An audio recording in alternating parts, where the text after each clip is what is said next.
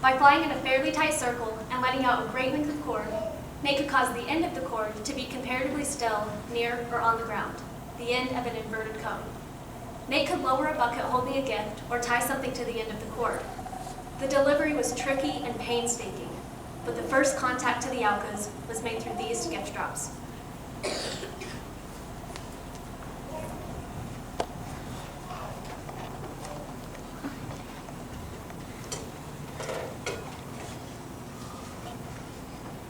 I can't believe it's already the third flight this month. I sure hope we see some Alkas before the month is out. They'll come in God's time. The gifts are always gone from the drop zone, so they have to be taken in. Hey, Nate, look at that over there. I see smoke and a big house. It must be where the headman lives. See if the kettle's hooked on securely. All set. All right, let her go and stand by in the clutch. Kettle away. How much cord should I let out? It depends on visibility. About 2,000 feet should do for today. I always get worried this thing's gonna get hung up in a tree. How's that? It looks good. I'm gonna start to circle and bring it in. Nate, look, an Alka, and he's waving at us. That one on the end's holding the kettle we brought last week. It looks like he wants another one. Then they know the gifts are from us. Okay, there you go, Nate. A little lower. Easy. Easy. Some more angle, Nate. Easy. Easy. He's got it, Nate. We got an Alka on the other end of this thing. The yellow plane flew every week over the primitive strangers, bringing them aluminum kettles, buttons, bright ribbons, and anything to arouse their fancy. Often, the Indians would grab the end of the drop line and tie on a gift in return. One week, a feathered headband, and the next week, a live tame parrot. The Indians have responded so much more quickly to these visits than the men had dreamed possible.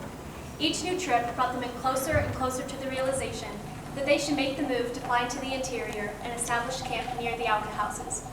After searching the surrounding landscapes for a possible landing site, Nate decided that the only suitable area was along the Kurirai River on a fairly wide sandbar. This target was christened Palm Beach. As the men sensed the time of the trip to be approaching, an all-out effort was made to obtain bits of the Alka language. A runaway Alka woman named Dayuma lived on a nearby ranchero. Jim decided to visit her and obtain some of Alka phrases in the most inconspicuous manner possible. May I speak with you? Why? I wish to learn of the Alkas. Dayuma is Alka. I know. People afraid of Alkas. Jim Elliot, not afraid. Only fools not afraid of Alkas.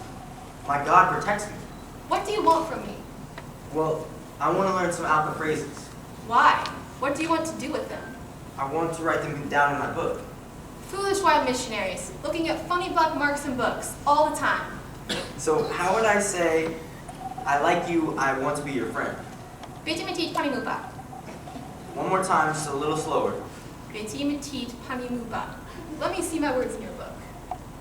Why write words in book? Words only good when you talk them. This helps me to remember your words. Now, how would I say, let's have a meeting? Petit miki panguumupa. How would I ask you what your name was? Agumarini. How would I ask you if you have food? Thus did Jim learn some key Alka phrases. He was always saying them as he would do mundane tasks around the house.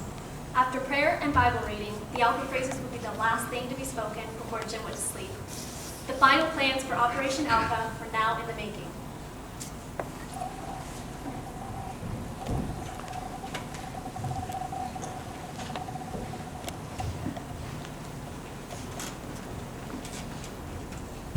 So, how'd the flight go this week, Nate? Go ahead, Ed. Tell him. Well, we circled around a few times. We're coming in for a final lap. Right there in one of their houses, we saw a plane. A plane? What plane? Those apples were a lot sharper than we gave them credit for. There was a plane on one of their thatched roofs. It must have been carved from some light wood, but it bore a remarkable resemblance to my plane. Then they do want us to come. Sounds like a friendly gesture to me. It does to me too, and I've done some figuring as far as dates go. When do we go? Our target sandbar, Palm Beach, looks as if it'll easily be underwater after a good rain. So we'll have to go during the dry season, which means we go pretty soon. With all of our schedules in mind, I picked the best possible time for us to go. So the way I figure it, our first flying day in January should be our takeoff day. Sounds good to me. Sounds good to all of us. Now tell us the rest of the plan. The Christmas season of 1955 was a hard one for all of us. We had little on our hearts and minds except the coming flight to the office. Lurking in each of our hearts was the gnawing fear that this might be the last Christmas with our husbands. The doubts about God's will tried to creep in, and thoughts turned to friends that live in the States and cozy little split-level homes, close to friends and family. Despite the obviously tremendous need of the field, Jim was continually asked in letters why he left the States to go to such a desolate field. He answered one letter in this way. You wonder why people choose fields far away from the States when young people at home are drifting? I'll tell you why I left. It's because those stateside young people have every opportunity to hear and understand the Word of God, and my Indians have practically none. I've had to make a cross out of 2 logs and lie down on it just to show them what it means to crucify a man. When there's that much ignorance over here and so much knowledge and opportunity over there, I have no doubt why I left. Those whimpering stateside young people will wake up on the day of judgment condemned to worse fates than these demon-fearing Indians because, having a Bible, they were bored with it, while these Indians haven't heard of such a thing as writing. Sunday afternoon, December 10th.